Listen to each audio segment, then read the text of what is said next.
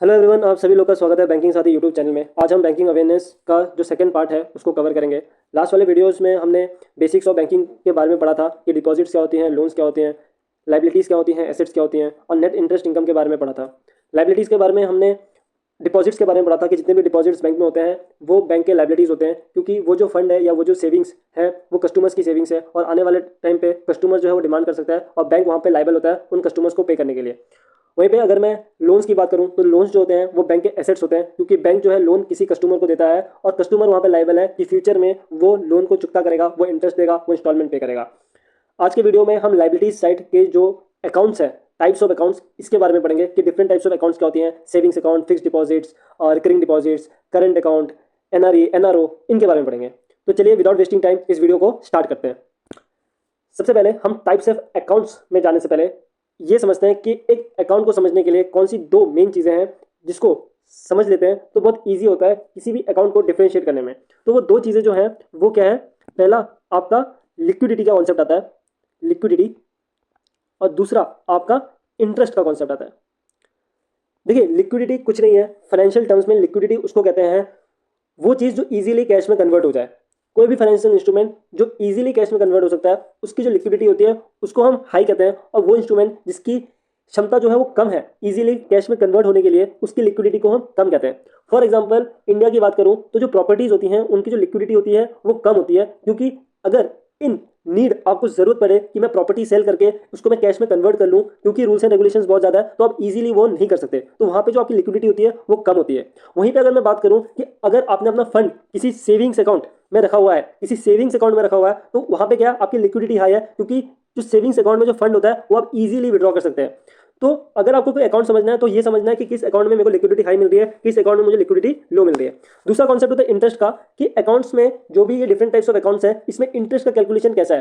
क्या इसमें इंटरेस्ट का कैलकुलेशन मंथली है, क्वार्टरली है, क्या इसमें इंटरेस्ट डेली बेसिस में कैलकुलेट होता है, क्या इसमें इंटरेस्ट एनुअली कैलकुलेट होता है, किस तरीके से कैलकुलेट होता है, वो आपको समझना है। तो अगर आप ये दो चीज समझ जाते हैं, एक लिक्विडिटी का कॉन्सेप्ट, एक इंटरेस्ट का कॉन्सेप्ट, तो आप इजीली सारे टाइप्स ऑफ अकाउंट्स को समझ जाते हैं। सबसे पहले हम सेविंग्स अकाउंट की बात करेंगे कि सेविंग्स अकाउंट में जो लिक्विडिटी होती है वो कैसी होती है। जैसे कि मैंने बताया कि सेविंग्स अकाउंट में जो पैसा होता है वो सेविंग पर्पसेस के लिए होता है, आप उसको जब चाहे तब निकाल सकते हैं, तो वहां पे जो होती है लिक्विडिटी हाई होती है। एक चीज आपको ये भी समझनी है कि जितना पैसा लिक्विड होगा वहां पे जो बैंक है वो आपको रेट ऑफ इंटरेस्ट जो है वो कम देगा, और जितना पैसा लिक्विड नहीं होगा वो पार्क रहेगा बैंक में, वहां पे आपको रेट ऑफ इंटरेस्ट ज्यादा मिलेगा। ऐसा क्यों है? ऐसा इसलिए है क्योंकि बैंक चाहता है कि वो ज्यादा से ज्यादा लाइबिलिटीज अपने पास खींचे, क्योंकि ज्यादा से ज्यादा जब वो लाइबिलिटीज खींचेगा तभी तो वो उन फंड्स को यूज कर पाएगा आगे कस्टमर्स को लोन देने के लिए, है ना। तो इसलिए बैंक क्या करता है कि जो इंटरेस्ट है उस इंस्ट्रूमेंट का जिसकी लिक्विडिटी कम है वहां पे इंटरेस्ट ज्यादा देता है कस्टमर्स को अट्रैक्ट करने के लिए। तो सेविंग्स अकाउंट में जो आपको लिक्विडिटी है वो हाई मिलती है और जो इंटरेस्ट है वो आपको कमती मिलता है। कमती कितना मिलता है? देखिए सेविंग्स अकाउंट का जो इंटरेस्ट है वो बैंक टू बैंक डिफर करता है। यहाँ पे जितने भी मैं इंटरेस्ट बताऊंगा वो बैंक टू बैंक डिफर करेगा। तो सेविंग्स अकाउंट का जो इंटरेस्ट है वो 2 से अराउंड 4% के बीच में जाता है। सेविंग्स अकाउंट का जो इंटरेस्ट का फॉर्मूला है वो ये है, मंथली इंटरेस्ट का अर्निंग क्या है, daily balance into interest rate upon 100 number of days upon 365। इस फॉर्मूला को हम और अच्छे समझते हैं। मैंने यहाँ पर एक वापस से फॉर्मूला लिख दिया। फॉर एग्जांपल एक राजू नाम का कस्टमर है उसका जो इंटरेस्ट वो किस तरीके से कैलकुलेट होता है उसको हम एक एग्जांपल से समझेंगे। सबसे पहले आपको ये समझना है कि सेविंग्स अकाउंट का जो इंटरेस्ट होता है वो ओपनिंग बैलेंस में नहीं, वो क्लोजिंग बैलेंस पे लगता है। अब ये क्लोजिंग बैलेंस क्या है? डे एंड में जो आपका बैलेंस आपके खाते में पड़ा हुआ है उस पे जो इंटरेस्ट का कैलकुलेशन होता है। कैसे? फॉर एग्जांपल मान लेते हैं कि एक राजू है नाम का कस्टमर है और वो 21 फेब में उसके अकाउंट में 11 बजे, ठीक है, 11 बजे 5,000 रुपये पड़े, ठीक है, 5,000 रुपये पड़े। अब ये जो 11 बजे मैंने लिया ये क्लोजिंग एंड मतलब एंड ऑफ द डे उसके खाते में कितने पैसे पड़े हुए हैं उसके बेसिस पे कैलकुलेट होता है। अब ये जो एंड ऑफ द डे है ये हर बैंक का अलग हो सकता है एसबीआई ये 11:30 बजे करता हो, आईसीआईसीआई ये 11 बजे करता हो, तो हर एक बैंक का डिफरेंट हो सकता है। यहाँ पे हमने लिया कि 21 फेब में जो है 5,000 रुपीज 11 बजे जो है राजू के पड़े हुए थे, तो ये 11 बजे जो है वो क्लोजिंग बैलेंस है। अब मान लो उसने 22 फेब में कोई भी डिपॉजिट नहीं किया है तो अभी भी क्लोजिंग बैलेंस क्या है, 5,000 है। 23 तारीख में कोई डिपॉजिट नहीं किया है तो 5,000 है, और 24 तारीख को उसने एक डिपॉजिट कर देता है 10,000 का और वो पूरे दिन नहीं निकालता तो क्लोजिंग में उसका 10,000 दिखाता है। तो यहाँ पे जो इंटरेस्ट होगा ये monthly interest earning daily balance into interest rate 3% divided by 100 into number of days, कितने दिन रहा, 3 दिन रहा, है ना, और डिवाइडेड बाय 365। लेट्स सपोज वो कितना आ रहा है, 5 रुपये आ रहे हैं मान लेते हैं, ठीक है, मैंने 5 रुपये माना, यहाँ पे मैंने 5 रुपये दिया, यहाँ मैंने 5 रुपये दिया, तो ये कितना रुपये हो गया, 15 रुपये हो गया। और मान लेते हैं 24 तारीख को ये 10 रुपये आ रहा है। जब मैं ये इंटरेस्ट का कैलकुलेशन लगा रहा हूँ तब मुझे ये वैल्यूज मिल रही है, ये अप्रॉक्स वैल्यू मैंने ली है। तो ये जो वैल्यूज मुझे डेली बेसिस में कैलकुलेट होती जाएंगी, तो ये जो इंटरेस्ट है मुझे क्वार्टरली बेसिस पे जो है मेरे सेविंग्स अकाउंट में डाल दिया जाएगा। कॉन्सेप्ट यही है कि सेविंग्स अकाउंट का जो इंटरेस्ट है वो डेली बेसिस पे कैलकुलेट होता है, लेकिन आपके खाते पे वो क्वार्टरली बेसिस पे डाला जाता है। दो ही चीज़ है, पहले मैंने लिक्विडिटी बताई कि लिक्विडिटी जो है सेविंग्स अकाउंट में हाई रहती है और इंटरेस्ट का कैलकुलेशन डेली बेसिस पे होता है, लेकिन डाला क्वार्टरली बेसिस पे जाता है। दूसरा हम समझते हैं कि फिक्स डिपॉजिट क्या होता है। देखिए फिक्स डिपॉजिट कुछ नहीं है, बस एक तरीके का खाता है जहां पर आप एक फिक्स्ड अमाउंट एक सर्टेन पीरियड के लिए रखते हैं और उस पर आपको इंटरेस्ट मिलता है। अब ये सर्टेन पीरियड कितने का होता है? मिनिमम जो एफडी है वो 7 दिन से स्टार्ट होता है, 7 डेज से, और मैक्सिमम ये आप 10 साल तक बना सकते हैं। सेविंग्स अकाउंट में इंटरेस्ट रेट कम होता है एफडी से, एफडी में ज़्यादा होता है। कितना ज़्यादा होता है ये वेरी करता है, 7 to 9% के बीच में। Different bank different interest rate आपको कोट करते हैं।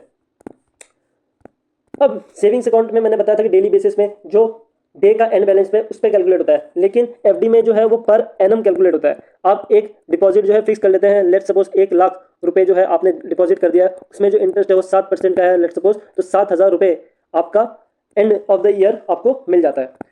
यहाँ पर आपको दो चीज समझनी है ऑटो स्वीप समझने से पहले कि एफडी क्या है। देखिए जब भी आपका एक सेविंग्स अकाउंट खुलता है, लेट सपोज वही राजू का ले लेते हैं, यहाँ पे राजू द जेंटलमैन, राजू का एग्जांपल लेते हैं कि राजू एक सेविंग्स अकाउंट मेंटेन करता है और वहाँ पे वो 1 लाख रुपए रखता है। अब राजू को किसी ने कहा कि भाई तूने 1 लाख रुपए सेविंग्स में क्यों रखा है, तू एक एफडी क्रिएट कर ले और अपना पैसा जो है एफडी में रख। तो राजू क्या करता है, 50,000 का एफडी बना लेता है और सेविंग्स अकाउंट में 50,000 रुपए रख देता है। तो जब भी ये 50,000 का एक एफडी बनेगा, इसमें लेट सपोज में वही 7% का मिल रहा है, तो 50,000 में आपको 7% का मिलेगा और 50,000 जो आपका सेविंग्स अकाउंट में आप यूज करोगे डेली डे आउट जिस तरीके से होगा, डेली बेसिस पे वहाँ पे सेविंग्स का इंटरेस्ट मिलेगा, लेकिन यहाँ पे आपको फिक्स्ड इंटरेस्ट मिलेगा। यहाँ पे मैं आपको ये समझा रहा हूँ कि यहाँ पे आपके 2 अकाउंट बन जाते हैं, एक होता है सेविंग्स अकाउंट और एक होता है एफडी अकाउंट। ठीक है, ये 2 अलग अलग अकाउंट बन जाते हैं।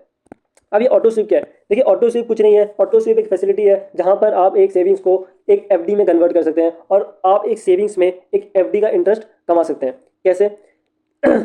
ये जो है एक फैसिलिटीज लाई गई बैंक्स के द्वारा। देखिए कस्टमर्स ने ये कहा कि मेरे को जो है एक ऐसा स्कीम चाहिए, ऐसा प्रोडक्ट चाहिए जहां पे मैं सेविंग्स में पैसा रखूं लेकिन मुझे जो इंटरेस्ट है वो एफडी का मिले। तो वहां पे बैंक्स ने एक फैसिलिटी लाई जिसको कहते हैं ऑटो स्वीप, जहां पे उन्होंने ये कहा कि कस्टमर्स को कि आपका हम एक थ्रेशोल्ड लिमिट बना देंगे और आपका जब भी उस थ्रेशोल्ड लिमिट से ऊपर कोई भी फंड आएगा आपके अकाउंट में, उसका हम एफडी कन्वर्ट कर देंगे।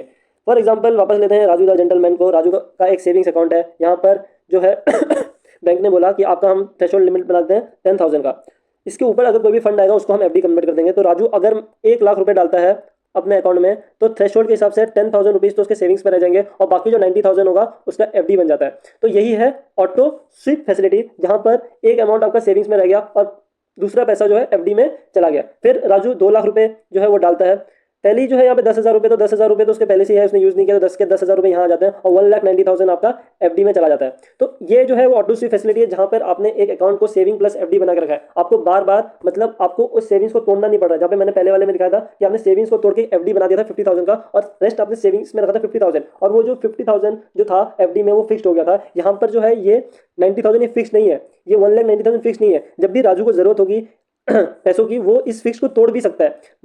लेट सपोज अगर कभी उसको जरूरत है सिर्फ 10,000 की, तब तो वो अपने सेविंग से वो पैसे को निकाल लेगा। लेकिन अगर मान लो उसको 20,000 की नीड हुई, तो थ्रेशोल्ड क्योंकि 10,000 है, तो यहाँ से जो एफडी जो है वो ब्रेक हो जाएगा और 10,000 उसको इस एफडी से मिल जाएगा। तो इसको बोलते हैं ऑटो स्वीप रिवर्स फैसिलिटी, जहां पे आपका एफडी ब्रेक होके आपको सेविंग्स में कन्वर्ट हो जाता है और वहां पे आपको आपका विड्रॉल हो जाता है। तो यही है auto SVEEP and auto sweep reverse. Auto SVEEP जो है एक फैसिलिटी है जो डिफरेंट बैंक्स जो है वो आपको प्रोवाइड करते हैं। इसके जो नाम है वो अलग अलग हो सकते हैं। एसबीआई को मल्टीप्लर एफडी कहता है, आईसीआईसी को फ्लेक्सी एफडी कहता है, एचडीएफसी कुछ और नाम देता है। तो हर एक बैंक के अलग अलग नाम है, ये कुछ नहीं, ये ऑटो स्वीप फैसिलिटीज है जो आपको डिफरेंट बैंक्स में मिलती है। नेक्स्ट चलते हैं कि इंटरेस्ट का जो कैलकुलेशन है वो मैंने आपको सिखा दिया। अब मैं आपको ये बताता हूँ कि इस इंटरेस्ट में क्या आपको टैक्स देना पड़ता है, अगर टैक्स देना पड़ता है तो कितना देना पड़ता है और क्या इसमें एग्जम्पशन मिलती है या नहीं। ठीक है, सबसे पहले हम समझते हैं कि टैक्स कैसे लगता है। देखिए टैक्स जो है वो आपकी इनकम पे लगता है। मान लेते हैं आप एक सैलरीड होल्डर है और आप जो है महीने का 80,000 रुपये कमाते हैं, तो सालाना जो आपकी इनकम होती है वो 9,60,000 की होती है। तो जो भी इंटरेस्ट सेविंग्स का हो या एफडी का हो, जो भी इंटरेस्ट होता है वो आप पे लगता है और वो आपके ग्रॉस इनकम में जो है वो ऐड होता है। लेट्स सपोज आपको पूरे साल में 20K का जो है सेविंग्स में आपको इंटरेस्ट मिला है और एफडी में आपको 30K का मिला है, तो ये आपका हो जाता है प्लस करके 50K। तो ये आपके ग्रॉस इनकम में लग जाता है जो आपका बना देता है 10,10,000 रुपीज़। है ना, 10,10,000 रुपीज़। तो ये जो है एक बड़े स्लैब में आ जाएगा, जिसकी वजह से आप पे टैक्स उस हिसाब से लगेगा। तो इंटरेस्ट जो होता है वो टैक्सेबल होता है, वो आपके ग्रॉस इनकम पे लगता है। लेकिन ये जो इंटरेस्ट है इसमें थोड़े बहुत एग्जम्पशन दी गई है। सबसे पहले एग्जम्पशन की बात करूं तो 80TTA ये एक इंडिविजुअल को मिलता है, और यहाँ पे सेविंग्स अकाउंट में जो इंटरेस्ट है उसमें एग्जाम मिलता है 10K का।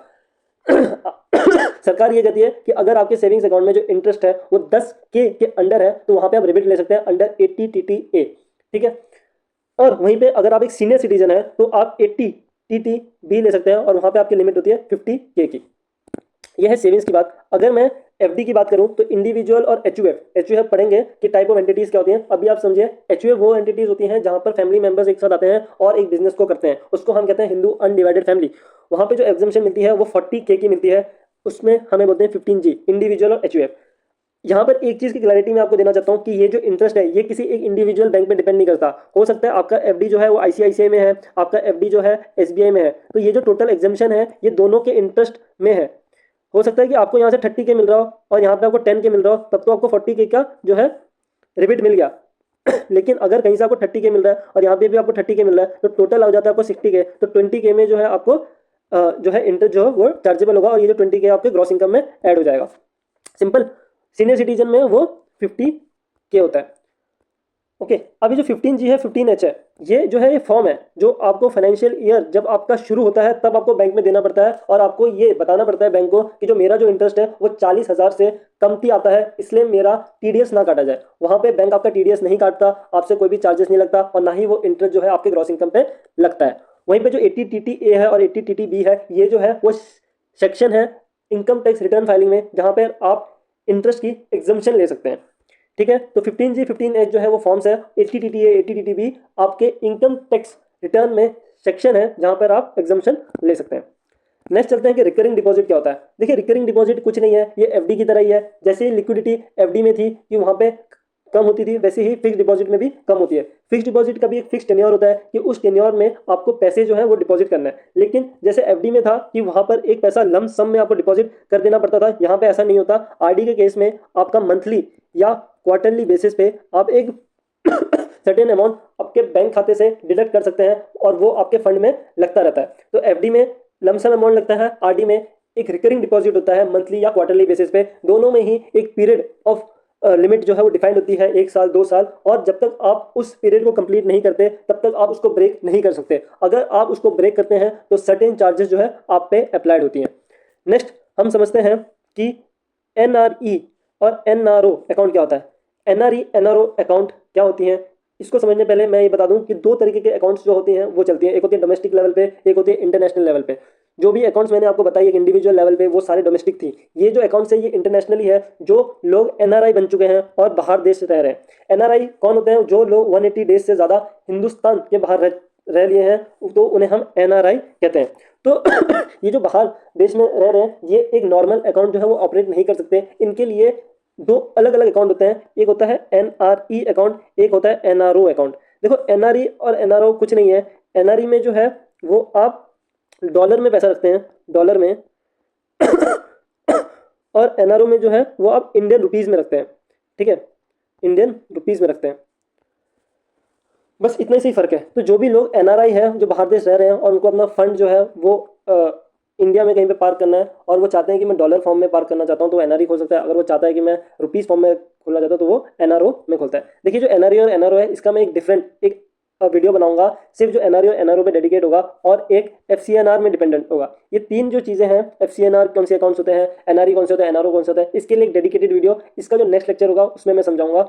वहां पर आपको मैं अच्छे से समझा दूंगा कि इन तीनों में क्या क्या डिफरेंसेस है। अब अभी के लिए आप सेविंग्स अकाउंट, फिक्स डिपॉजिट और जो रिकरिंग डिपॉजिट है और जो इंटरेस्ट का कैलकुलेशन है सिर्फ उसको ध्यान में रखिए। और लास्ट में आपको करंट अकाउंट आपको समझा देता हूँ। देखिए, जो करंट अकाउंट है वो क्या है, वो बिजनेस पर्पस के लिए खोला जाता है। याद रखिएगा, सेविंग्स अकाउंट आरडी एफडी एक इंडिविजुअल के लिए खोला जाता है, लेकिन जो करंट अकाउंट है वो बिजनेस पर्पस के लिए खोला जाता है, और जितने भी ट्रांजेक्शन बिजनेस के लिए होती है वो करंट अकाउंट में होती है। करंट अकाउंट और सेविंग्स अकाउंट में यही फर्क होता है कि करंट अकाउंट में आपको कोई भी इंटरेस्ट जो है वो नहीं मिलता, इसकी जो लिक्विडिटी होती है वो सेम होती है सेविंग्स अकाउंट की तरह, आप कभी भी निकाल सकते हो। लेकिन यहाँ पर आपको जो है लिमिट ज़्यादा मिलती है, आप ट्रांजेक्शन ज़्यादा कर सकते हो, आप सेविंग्स अकाउंट में कम ट्रांजेक्शन कर सकते हो as compare to current account. तो आज की वीडियो में इतना ही। मैं नेक्स्ट जो वीडियो होगी वो टाइप्स ऑफ अकाउंट्स में रहेगी, लेकिन टाइप्स ऑफ अकाउंट्स में स्पेसिफिक एनआरई, एनआरओ, एफसीआर को मैं कवर करूंगा और थोड़ा सा मैं ओडी अकाउंट भी आपको समझा दूंगा। आज की वीडियो के लिए इतना ही, तो जल्दी मिलते हैं। आप सभी लोग का शुक्रिया जो जो इस चैनल को देख रहे हैं। अगर आपको वीडियो अच्छी लगी है तो प्लीज़ कमेंट करिएगा। चलिए मिलते हैं नेक्स्ट वीडियो में।